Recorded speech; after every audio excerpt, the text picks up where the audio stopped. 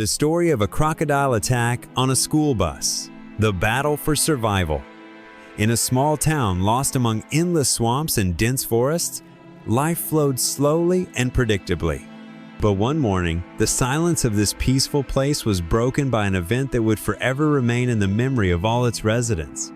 It was a story full of adrenaline, fear, and incredible courage. The morning that changed everything. A school bus, bright yellow and slightly battered, as befits an old vehicle, was driving along a narrow road bordered by dense thickets and swamps. The driver, Mr. Johnson, had been driving the bus for many years and knew every turn by heart. In the cabin sat children of different ages, from first graders to high school students.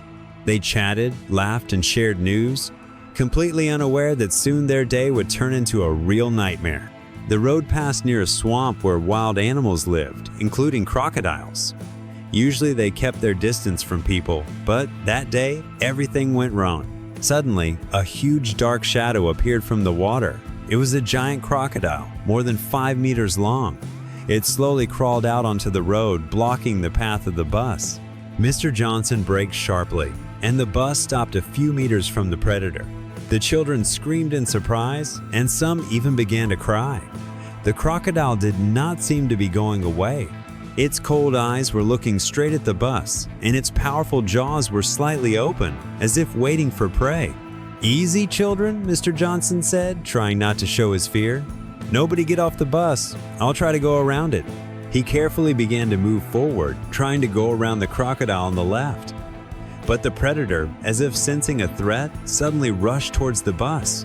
His powerful tail hit the side of the bus, and the bus shook. The children screamed, and Mr. Johnson realized that he had to act quickly. The chase began. The bus rushed forward, but the crocodile did not lag behind. He ran alongside, his huge body moving at incredible speed. It seemed that he was about to catch up with the bus. At that moment, one of the seniors, Jake, decided to take matters into his own hands. He grabbed a fire extinguisher that was hanging on the wall and opened the door of the bus. "Jake, what are you doing?" the teacher, Mrs. Clark, screamed. "I'll try to scare him off," he replied, and without thinking twice, directed a stream of foam straight at the crocodile. The foam hit the predator in the eyes, and he slowed down. This moment was enough for the bus to break away. But the joy was short-lived. The crocodile, furious and blinded, began to pursue the bus with renewed vigor. Its powerful paws tore the ground, and its tail lashed the air like a whip. Mr. Johnson, realizing that he couldn't get away from the predator so easily, decided to take a risk. He turned off the main road onto a narrow path leading deep into the forest. The bus shook on the bumps, and tree branches hit the windows. The children screamed, holding on to the seats, but Mr. Johnson knew that this was their only chance. A trap in the forest. The path suddenly ended in a dead end. The bus found itself in a small clearing surrounded by thick trees. The crocodile that had been pursuing them stopped at the edge of the clearing, as if assessing the situation. Its eyes were flashing, and its jaws were ready to tear everything in its path. "Everyone stay where you are," Mr. Johnson shouted. "We can't get out. He'll notice us right away." But the crocodile wasn't going to wait. It was slowly approaching the bus, its huge body sliding along the ground like the shadow of death. The children were crying, and Mrs. Clark was trying to calm them down, although she was barely holding back her own tears. At that moment, Jake decided to act again. He noticed that there was a wrecking hammer on the bus and quickly grabbed it. "We can't just sit here and wait," he shouted. "Someone has to stop it." With the help of another senior, Mike, they broke the back window of the bus. The crocodile, hearing the sound, sped up. Jake and Mike started throwing everything they could get their hands on at it. Water bottles, books, even seats. But the crocodile was unmoved. The decisive showdown. When the crocodile was just a few meters from the bus, Jake did the unthinkable. He climbed out of the broken window and, holding a fire extinguisher in his hands, jumped onto the roof of the bus. The crocodile, seeing the movement, rushed forward, but Jake was faster. He directed a stream of foam right into the predator's mouth. The crocodile growled and retreated, but not for long. He rushed to attack again, and at that moment, Mr. Johnson started the engine.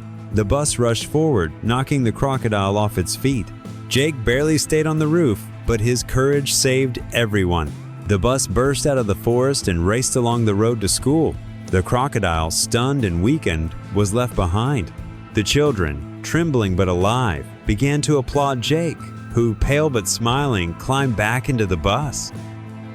After the battle, when the bus finally stopped at the school, the children poured out, still shaking with fear.